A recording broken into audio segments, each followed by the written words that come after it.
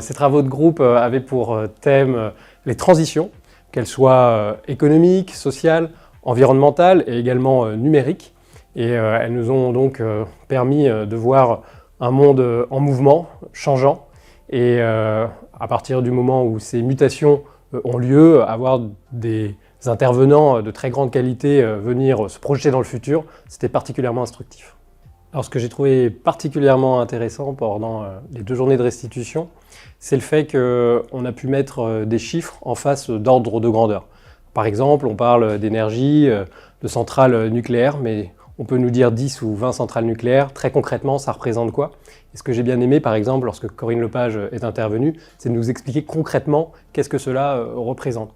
De la même façon, après le Covid, on a beaucoup parlé de télétravail, mais est-ce que c'était un phénomène massif après le Covid, ou est-ce que c'est quelque chose qui reste encore marginal et plutôt cantonné aux villes, et de pouvoir mettre des éléments à la fois chiffrés, factuels, je trouve que c'était particulièrement intéressant.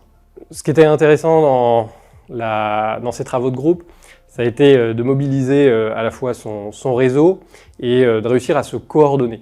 C'est certainement l'exercice le plus difficile parce que chacune et chacun on a un niveau de responsabilité qui tous les jours nous permet de décider, de pouvoir organiser une conférence. Je pense qu'individuellement il n'y avait aucune difficulté à l'organiser, mais le fait de devoir se coordonner, c'est déjà un apprentissage en soi. Et puis également ça permet d'aller au meilleur de ce qu'on peut faire.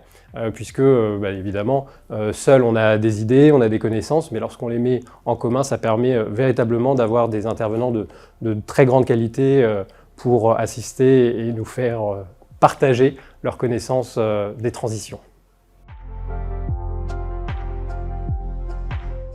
Alors j'ai beaucoup aimé l'intervention du directeur général d'Aéroports de Paris.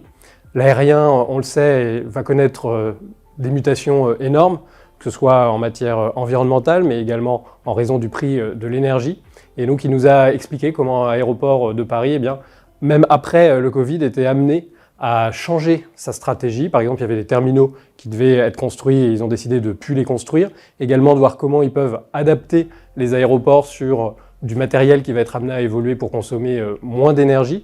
Et puis, il y a un défi majeur, c'est que le nombre de passagers ces prochaines années risque de diminuer. Et tout l'enjeu pour une organisation telle qu'Aéroports de Paris, c'est pouvoir anticiper ces changements majeurs. Alors j'ai également beaucoup aimé l'intervention de Xavier Comtesse, qui est un Suisse qui investit énormément à la fois dans le numérique, mais également dans des entreprises. Je trouve qu'il a insisté sur 2 sujets dont je n'avais pas forcément bien connaissance auparavant. Le premier, c'est le fait que notre économie se transforme avec les plateformes, c'est-à-dire qu'avant vous aviez différents acteurs séparés. Aujourd'hui, vous avez des plateformes avec des entreprises qui s'y implantent. On pense aux plateformes évidemment telles que eBay, telles que Amazon, Apple, et c'est véritablement en train de changer la façon dont on fait de l'économie. Puis le deuxième sujet sur lequel il est intervenu, c'est sur ce phénomène du glocal, c'est-à-dire qu'on conçoit les objets au niveau global, mais par contre on va de plus en plus les produire au niveau local, et ça s'est permis grâce à des machines qui sont de plus en plus performantes, et ce qui est fascinant, c'est que ces machines aujourd'hui, elles apprennent de leurs erreurs et elles sont capables de s'auto-corriger. On pense évidemment aux imprimantes 3D, mais en réalité, c'est un phénomène qui concerne également les machines-outils qui sont aujourd'hui capables de corriger elles-mêmes les erreurs et même de se réparer pour continuer la production.